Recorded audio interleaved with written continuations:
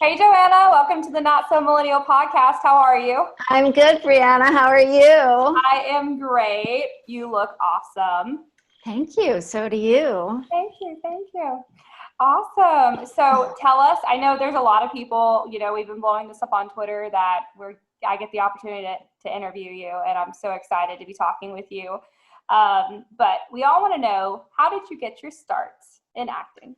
How did I get my start? I started doing community theater in Newport, where I grew up, Newport, Rhode Island. My high school didn't have much of a theater department at the time that I was there, but there was a very strong community theater life in Newport. There were several different companies. Rhode Island is a really good theater state, and I was a dancer. I took ballet lessons Oh, cool. for years, and when I was in ninth grade, there was one of the companies was doing The Tempest, and they needed young dancers to be Ariel's sprites. And they came to our class and they chose me and my friend. So that was the first time I was in a play. I didn't speak a word. We were all silent, but I was on stage a lot because I was always on stage. I was on stage whenever Prospero was on stage. So, I got to watch incredible actors and be on stage. And in fact, the fellow who played Prospero, John Chatty, became sort of a mentor to me. He led a company called the Incredibly Far Off Broadway Ensemble Theater, also known as Tiffabet. And I got involved with them. And so I did, several plays with them during my high school years. And then I went to college for theater. Left college 2 years in and moved to New York and went to more of a conservatory school, the American Academy of Dramatic Arts, and started working pretty shortly after graduating, except that all of my training, all of my aspirations, my whole image of being an actress was about theater. And I went to an open call and got really super, super lucky and got a part on a soap opera, a leading part on a soap opera. And that took me off into the world of film and television. Wow. That's amazing. That's amazing. I honestly, you never hear the backstory. 9 out of 10 times you just see the current projects that people are on, actors and actresses, but you don't really get to know how they, what that little that rabbit trail was getting all the way up. I love hearing about that. I mean, that was a very simplified version, but right. I'm sure there are lots more steps. yeah. But I just, Honeybee, no, it's my dog, Honeybee. She wants to go out now. No, you can't. Yeah, I mean, I studied a lot, but I never did any. I never had any classes in camera work. The first time I ever saw a television studio was when I auditioned to be on that soap opera, and I had no idea what was happening. It was 3 camera setup the way they do soap operas, and they're going 5, 4. And I don't know what that means. So I got a whole nother education doing 3 years of soap operas. That was incredibly valuable. Wow. Is that so? I don't know the difference. So I know soap opera is obviously probably different than a show like Kingdom. Is Kingdom 3 camera setup or? No. That 3 camera setup is studio shooting. That's, everything's changed now, because it used to be that let me let her out. I'm gonna just run away for 1 second. Okay. Okay, we'll get the sounds of the garden now. It used to be film and television were very separated things. In fact, they had 2 different unions. SAG was film and AFTRA was television and radio. And it was 2 different processes. Television was video, and film was film, old-fashioned film. Wow. Okay. And so, but now everything's merged, including the unions. It's now SAG-AFTRA, because now we shoot a lot of movies and a lot of TV.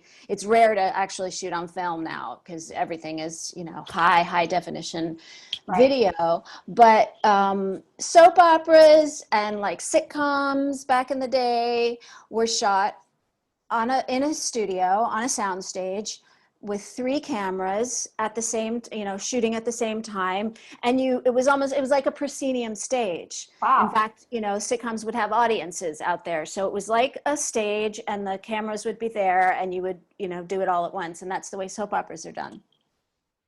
Film, most, television, primetime television, everything is done like a film. But although now, because of technology, now they often can use 2 cameras at once, because the technology has changed so much that you don't need the same kind of lighting that you used to, and there's room to run 2 cameras at the same time. So often we will shoot, a wider and a close-up at the same time. Oh, wow. Where it used to be every size was its own setup.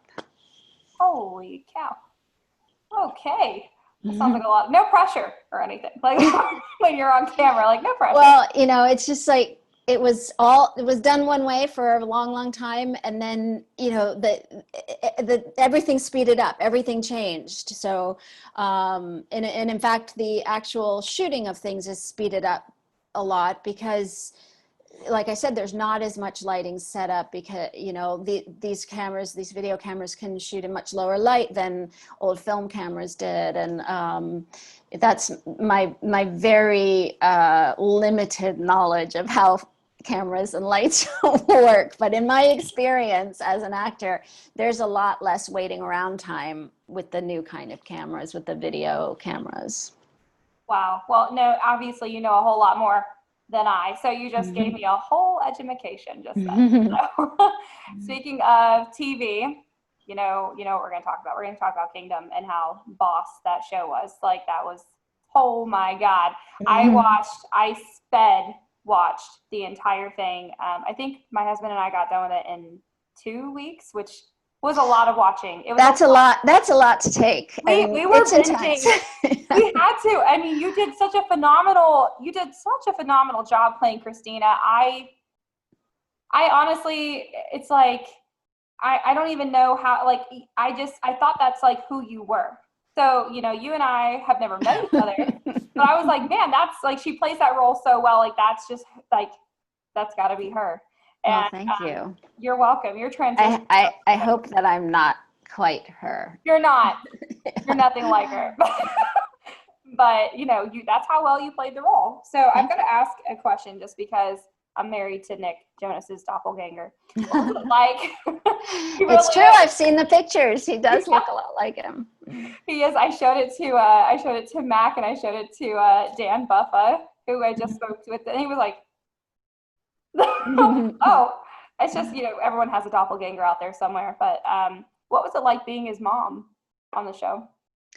He is the dearest, sweetest young man.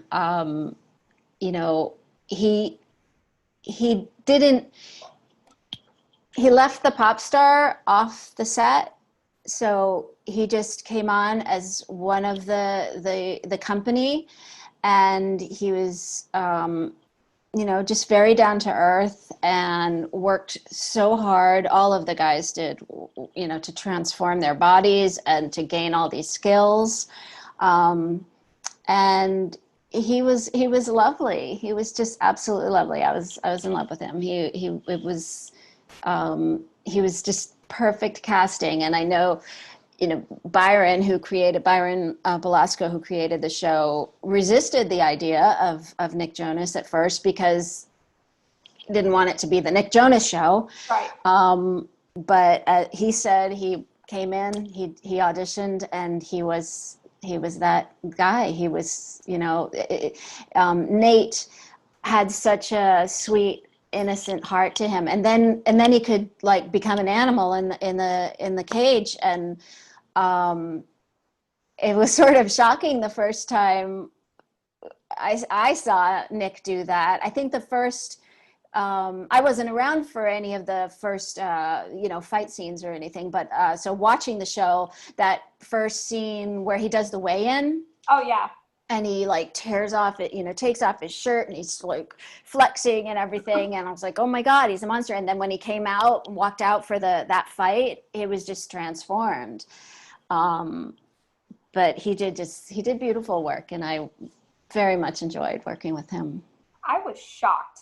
Okay, this is someone I grew up with as a pop artist, obviously. Mm-hmm. And I always grew up saying, like, I'm going to marry Nick Jonas.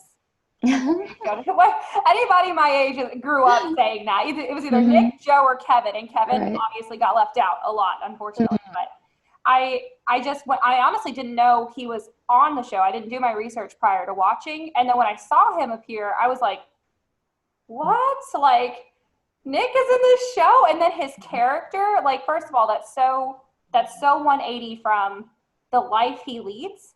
And it's so, like, his character is completely different. I don't know him personally, but, from what media portrays or whatever. But he played a totally different person. And I was amazed. Like, he could do this and then he could do that. Just like, we would, when we were shooting the first season, that was just when he was working on his first solo album, when he would, I think Jealous was the first song to come out, and we'd be, he'd be playing first in the trailer, and we went to some shows that he was doing when that record was coming out, and just, for me, having met him in the context of doing the show and playing the characters, and then that was who he was to me. And then to see this person go on stage and be so magnetic, because, I'm a great deal older. I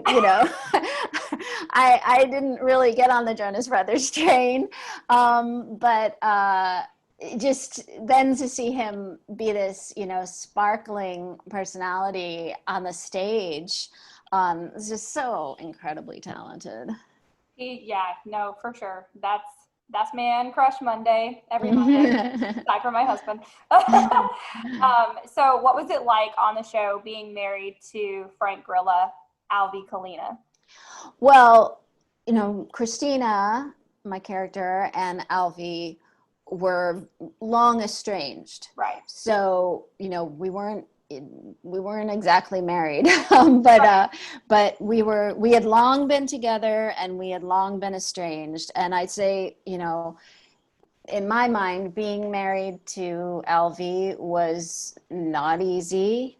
And, it's part of the story of the show that it was Alvy who got Christina into drugs, that Alvy did a lot of drugs as well. And he managed to kick it and Christina did not. And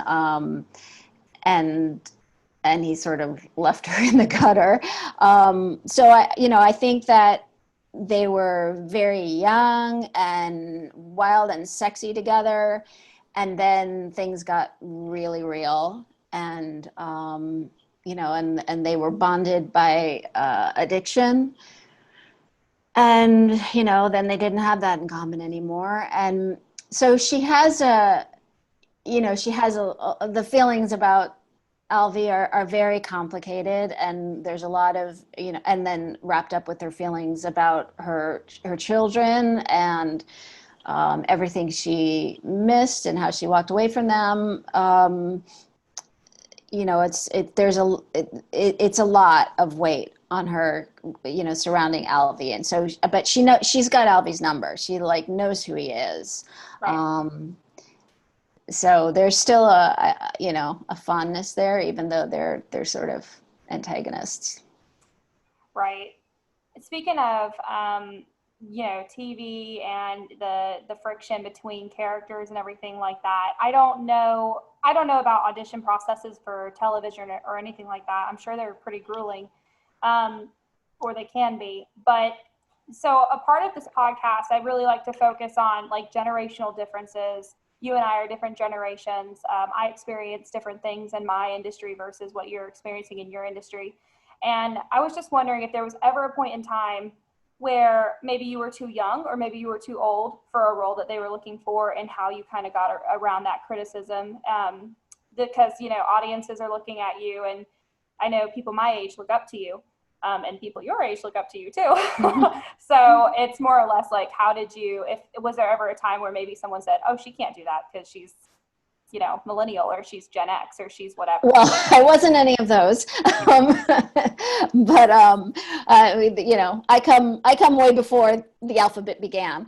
But Oh my in God. fact, I had a boyfriend when we were like, you know, I don't know, we were around 30 or so, and he called us Generation Schwa because because we weren't part of the alphabet. We came before the alphabet, and we're just that sound. I don't know if you know what schwa is.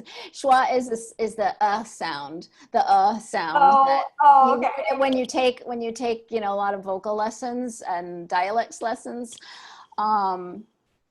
Anyway, yes, the answer is yes. What I experienced, I was always, I guess, I always kind of looked young for my age. Even, you know, when I was a teenager or in my 20s, people thought I was younger often. And also, you know, I was thin. I had small breasts. So I would get sent up for, you know, for parts in movies. And sometimes the feedback would be, she's not mature enough. And really, that translated, she doesn't have boobs. She doesn't have big boobs. Right. You know? And so I didn't get a lot of parts that were the girlfriend part, you know, in the big movie, the you know, the arm candy, the girl who, you know, the victim, the beautiful girl, sexy girl who's the victim, which was frustrating at the time because I wanted jobs. But I also am glad I didn't get those parts. Right. I didn't, you know, I didn't do a lot of that. And so, you know, there was that. I just wasn't seen as, I think, as sexual for a long time, because I was so small. And we're talking about the 80s when the idea, you know, when the ideal woman was much more buxom, you know, athletic and, you know, built. So, you know, when Kate, what's her name? You know, when all the thin models came in, I was like, yes, you know.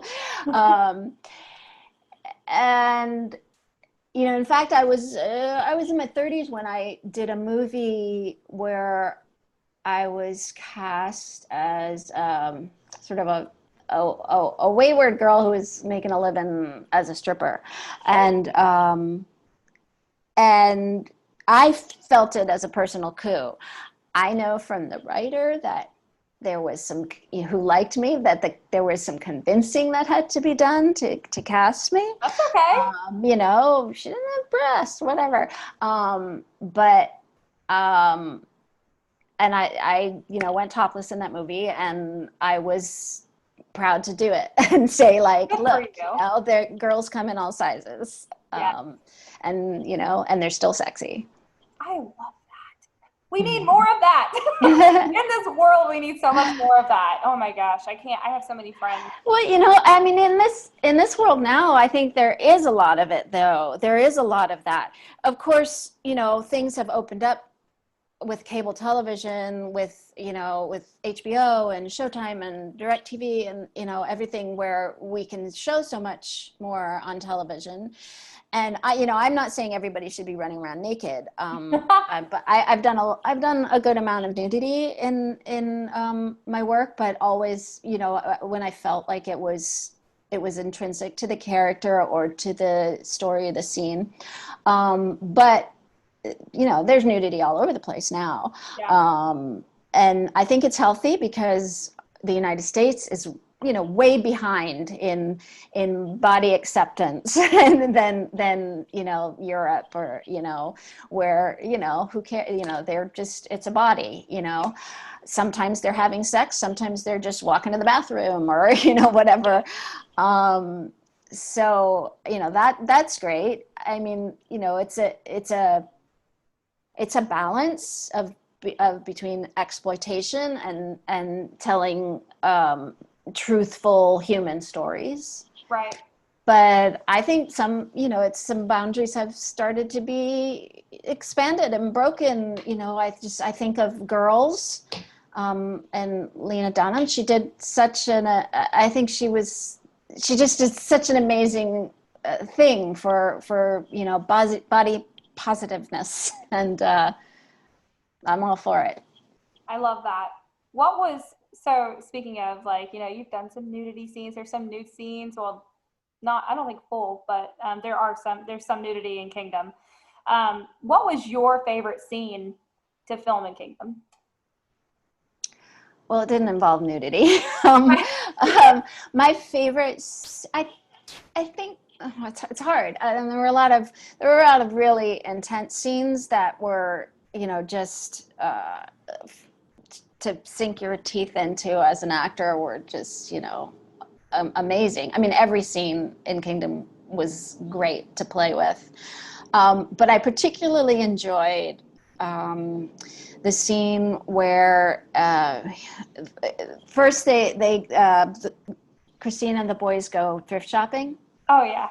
And she's buying new clothes, and the boys are buying stuff, and then that evening they have a little dance party. Jay bought a record player, and they're playing old records, and they're dancing. And I was allowed to have a real hand in shaping that, in what they asked me, like what kind of music to dance to, and I picked out, I wanted, old jazz, old, for Jay, swing. It was a swing music for Jay, and a waltz for Nate. And even just thinking about that makes me cry. It just meant so much to me. I wanted to just encapsulate her feeling about these two relationships, and what these two relationships were, and her, trying to get something back that she missed. Yeah. And it's just one of the sweetest moments that they had in the whole show. And, just to put on that waltz and show Nate how to waltz, it was really, really dear, and I think, and really, telling for me as the actress in what their relationships were. That scene was really emotional. I do remember that scene. I love that scene. Mm-hmm. I have to ask you, there was one particular scene, we were watching it. It was the one where the guy who attempted to rape you ends up showing up at the house, and Jay finds him, right, as he's doing all sorts of drugs with his girlfriend at the time in the back. And then what was it like seeing, I mean, first of all, Jonathan Tucker, what a freaking talent. Like, what, yeah. Like, I don't even know what to do with him. He's insane. But yeah, none of us do. He's my probably the number one person I've ever worked with. Really? I adore him. I love what we were able to do together.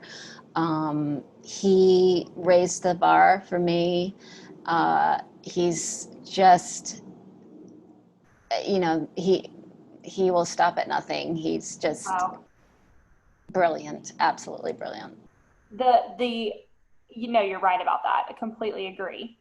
And that particular scene where I saw him go off like that, and then the way that you kind of came in, and obviously you're his mom in the show, and you're just trying to get him to, okay, honey, like, hey, let's like stay away from this, because he had the gun. I just felt your chemistry so much especially in that scene, and especially in there was another scene that I just started crying, because it was the one where Christina goes back to the drugs, and Jay, to make a point, you know, starts shooting heroin in front of his mom and makes him watch it. And I Yeah. started bawling because that was Yeah, that was rough. Yeah, that's a yeah. hard scene. Like, how do you manage your emotions like that? Like, do you just, I mean, obviously you're acting, but Well, and by that time, we were a year into the show.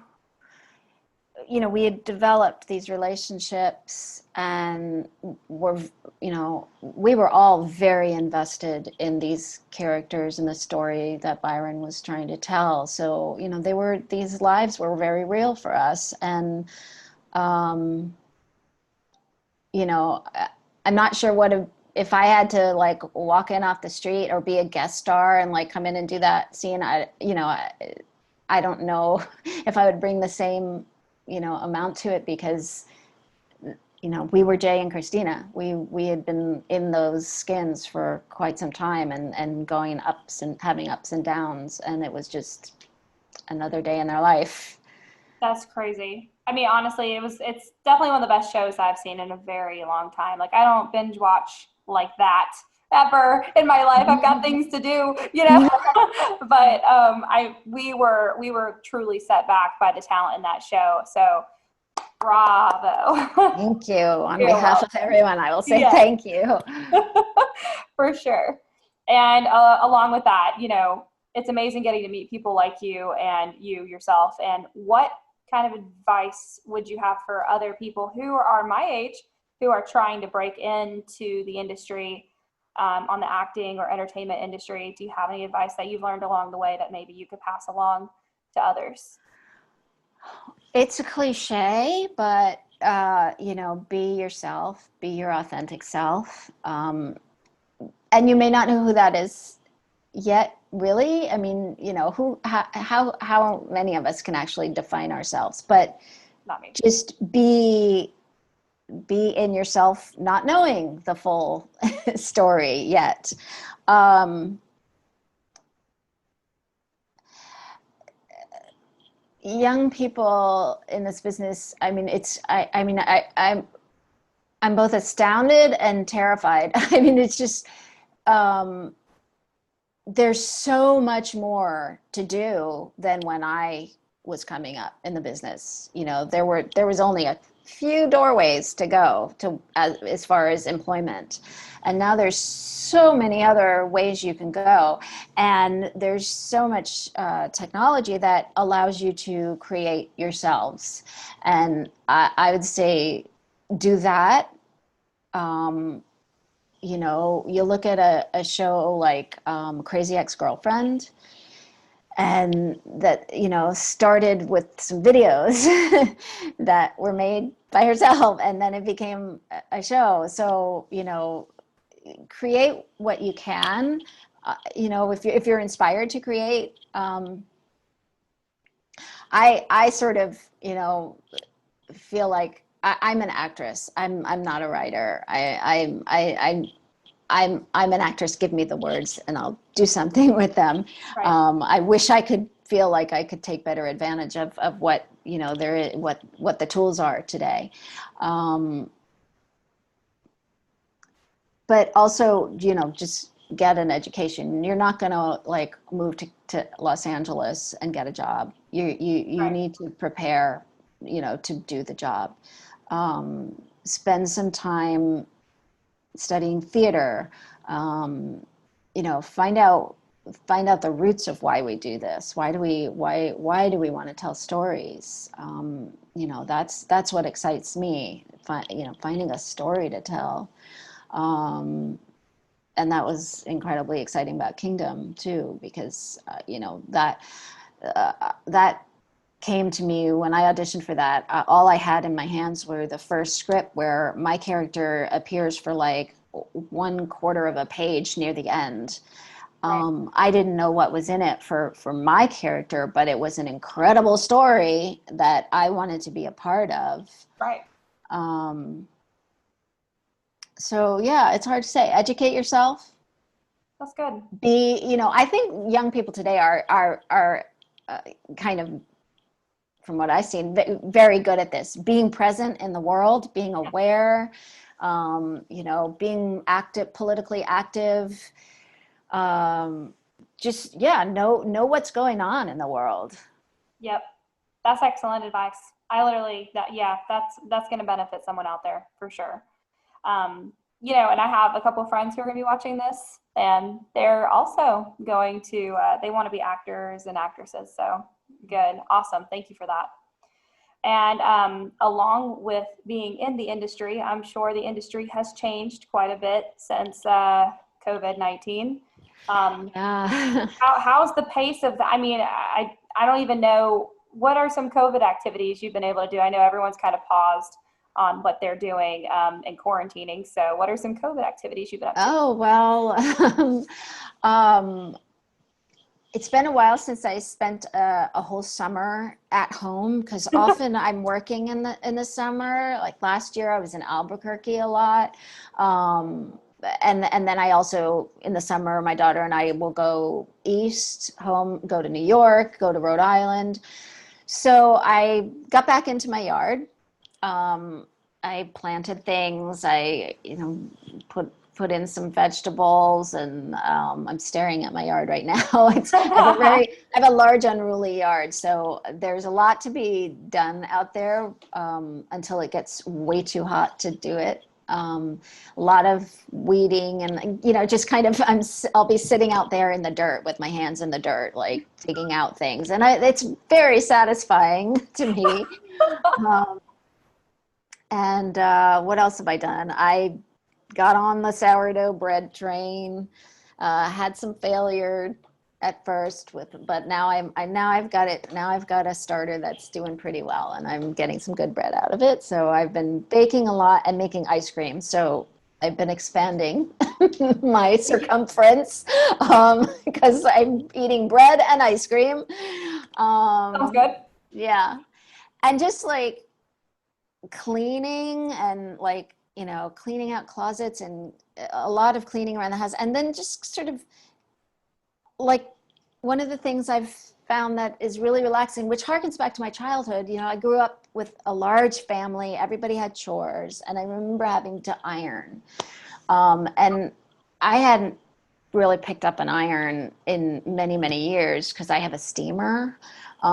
So like I steam whatever needs to be done. But suddenly I was like, oh, I'm sitting around here. I want to iron things. I want to iron my pillowcases. And so now every week I iron. I watch like Antiques Roadshow or something very calm and soothing like that. Either Antiques Roadshow or Say Yes to the Dress, which is my guilty pleasure. I just love it. I cry at every episode. Me too. But like ironing is very relaxing to me.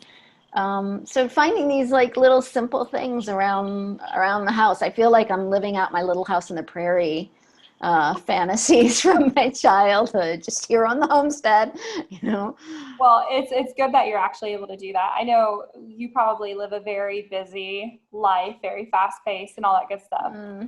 Sometimes, it's very up and down. And that is another, thing I would say as far as advice. When it's busy, it's extremely busy.